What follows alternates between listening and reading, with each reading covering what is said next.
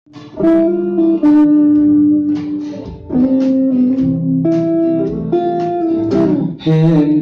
dium ve? Bukan mo.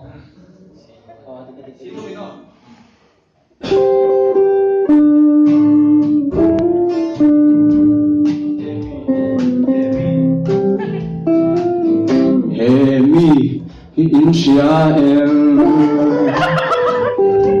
Pakhat ve mayani Shimi fam kim kan umne Mase chua moya phu kan ti O shwai tu cha Kristana chun zom zela Rama filna tu zom masala Ilung mai nate itaan ni maseli lam thil aya puiso pathiani nebo Hemi hi inchia asaping banal huma arin pathiani tu chia ani makahalan ruatua O shwai tu cha Kristana chun zom zela Rama filna tu zom masala Lelung mai nate itaan ni maseli lam thil aya puiso patiani nebo Bitar solo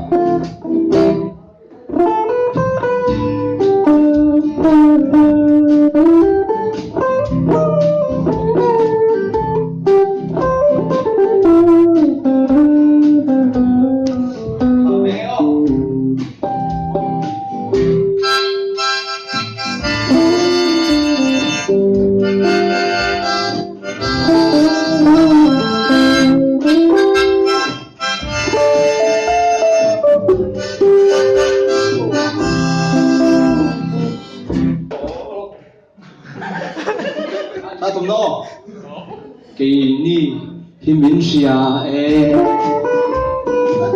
Ilma kan ransaya ni Uahum kan ngai sang che Laing kan ram lantira ni Budaya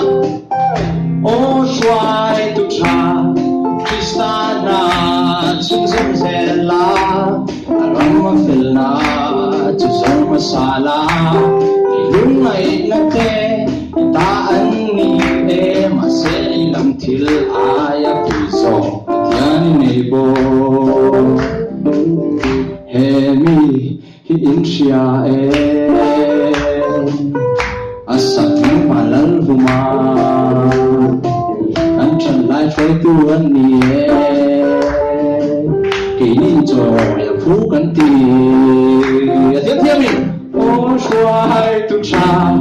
Kristana chun zom zela Rama filna tu zom masala Ilung mai nate itaan ni maseli lam thil aya puiso patiani nebo Alaming ka ding di pati ni Hello